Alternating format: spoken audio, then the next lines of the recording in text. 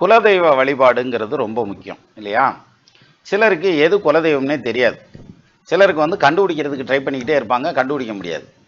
சிலர் வேற ஒரு சாமியை கும்பிட்டுட்டு இருப்பாங்க, அதுக்கப்புறம் தான் அவங்களுக்கு தெரிய வரும், இல்லை இது இல்லை இந்த சாமி தான் அப்படின்னு. இப்படி நிறைய குழப்பங்கள் இருக்குது குலதெய்வத்தை பொறுத்த வரைக்கும். இந்த குலதெய்வம்ங்கிறது எதுக்காக, அந்த வழிபாடு எதுக்காக அப்படிங்கிறத ரொம்ப நாளைக்கு முன்னாடியே நம்ம சேனலில் ஒரு பெரிய வீடியோ போட்டிருக்கோம், ஒரு 1/2 மணி நேரத்துக்கு மேலே ஓடுற மாதிரி. நம்ம அந்த ஆராய்ச்சிக்கு போக வேண்டாம். இந்த லக்னத்துக்கு 5ஆம் இடத்ததிபதி இருக்கார் இல்லையா, அவர் 9ஆம் இடத்துலையோ அல்லது 9ஆம் இடத்ததிபதி 5ஆம் இடத்துலையோ இருந்தா, அல்லது 5ஆம் இடமும் 9ஆம் இடத்ததிபதியும் ஒன்றுக்கு ஒன்று பார்த்துருந்தா சேர்ந்துருந்தா, நிச்சயமா அவங்களுக்கு குலதெய்வத்தினுடைய அனுகிரகம் கிடைக்கும். அந்த குலதெய்வத்தினுடைய அருள் அவங்க இருக்கிற இடத்துலயே இருக்கும்.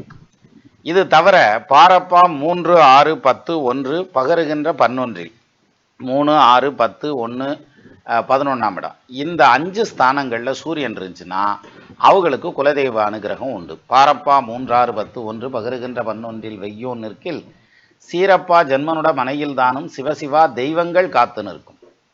வாரப்பா வாகனமும் ஞானம் புந்தி வளமான புத்திரர்கள் அரசர் நேசம் கூரப்பா உரிவனடா சத்ருவங்கன் கொற்றவனே புலிப்பாணி சாற்றினேனேங்கிற. அப்போ இந்த அமைப்பு இருந்ததுன்னா உங்கள் குலதெய்வத்தினுடைய அனுகிரகம் பரிபூர்ணமாக உங்களுக்கு இருக்குது. அதனால் ஒன்றும் பயப்பட வேண்டியதில்லை. என்ன சிரமங்கள் வந்தாலும் அதை அத்தனையும் சமாளித்து ஓவர் கம் பண்ணி மேலே வந்துடுவீங்க அப்படிங்கிறத ஜாதக ரீதியாகவே ஐடென்டிஃபை பண்ணலாம். இது மாதிரியான ஆளுகளுக்கு யாராவது செய்வினை, பில்லி, சூன்யம், ஏவல், பிளாக் மேஜிக்னு பண்ணாங்கன்னா அது அவங்களுக்கு ஒர்க் அவுட் ஆகாது, பேக் ஃபயர் ஆகி வச்சவனத்தையும் பாதிக்கும்.